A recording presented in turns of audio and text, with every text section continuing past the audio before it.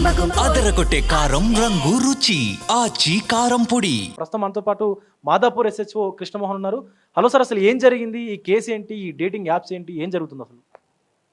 ముందుగా మీకు తెలియజేసేది ఏదనగా మొన్న మనకి మండే ఈవినింగ్ ఒక డాక్టర్ గారు వచ్చి మన ఏరియాలో ఒక ప్రైవేట్ హాస్పిటల్లో చేసే డాక్టర్ గారు వచ్చి ఒక కంప్లైంట్ ఇవ్వడం జరిగింది.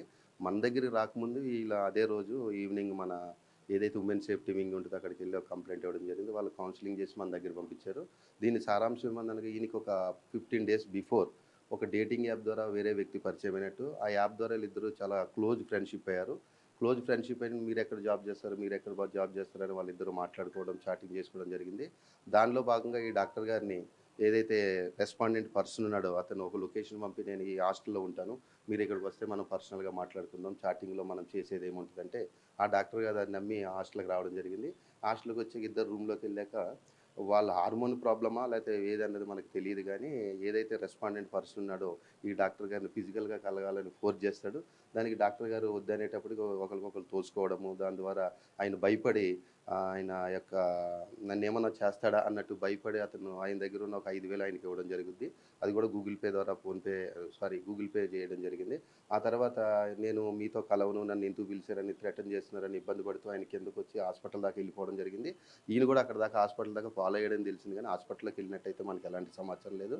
ఆ తర్వాత ఈయన ఇచ్చిన కంప్లైంట్ మేరకు ఏదైతే థ్రెటనింగ్ అబ్యూజ్మెంట్ ఉందో దాంట్లో మనం కేసుకేమో అక్యూజ్డ్ కూడా మనం ట్రేస్ అవుట్ చేయడం జరుగుతుంది. అయితే ప్రజలకు మేము చెప్పేది ఒకటి, ఇలాంటి యాప్స్ నమ్ముకుని, డేటింగ్ యాప్స్ అయినా లేకపోతే ఏదైనా సైబర్ ఫ్రాడ్ అయినా యాప్లు నమ్ముకుని మోసపోవద్దని చెప్తున్నాము. ఇప్పుడు ఈయన డాక్టర్ గారు కాబట్టి ఈయన నాలెడ్జ్ ఉంది కాబట్టి పోలీస్ స్టేషన్ దాకా వచ్చి కంప్లైంట్ ఇవ్వడం జరిగింది. ఇలా ఎవరైనా కొంతమంది రాకుండా మన దగ్గరికి ఉన్న వాళ్ళు ఉంటే మమ్మల్ని పోలీసు వాళ్ళని అప్రోచ్ అయితే అది కూడా కేసులు రిజిస్టర్ చేసి వాళ్ళకి న్యాయం చేస్తామని తెలుసుకుంటున్నాం. ఇదే కాకుండా సైబర్ క్రైమ్ కొత్త లింకులు కానీ యాప్లు కానీ ఏదైనా వచ్చినా దాన్ని ఓటీపీ చెప్పమన్నా చెప్పకూడదని ప్రజలకి మాదాపూర్ పోలీస్ ద్వారా మీ అందరికీ మీ ద్వారా ప్రజలకు తెలియజేయాలని కోరుకుంటున్నాను.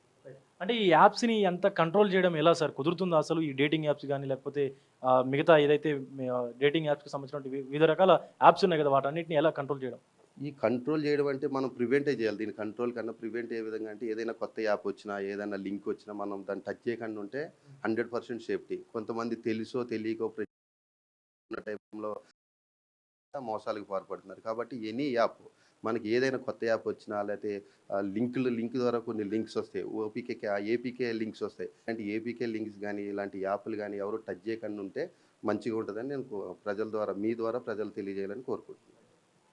సో ఈ కొత్త యాప్స్ కావచ్చు, డేటింగ్ యాప్స్ కావచ్చు, వీటి బారిన పడకండి అంటూ కూడా మాదాపూర్ పోలీసులు అయితే చెప్తా ఉన్నారు. ప్రస్తుతం ఒక కేసు కూడా మాదాపూర్ పోలీస్ స్టేషన్కి అయితే వచ్చింది. సదరు డాక్టర్కి సంబంధించి డీటెయిల్స్ అన్ని సేకరించి మాదాపూర్ పోలీసులు అయితే కేసుని ముందుకు దర్యాప్తు చేసినటువంటి పరిస్థితి కనిపిస్తుంది. Video journalist Srikanth, Vijay, big TV, Madhapur నుండి.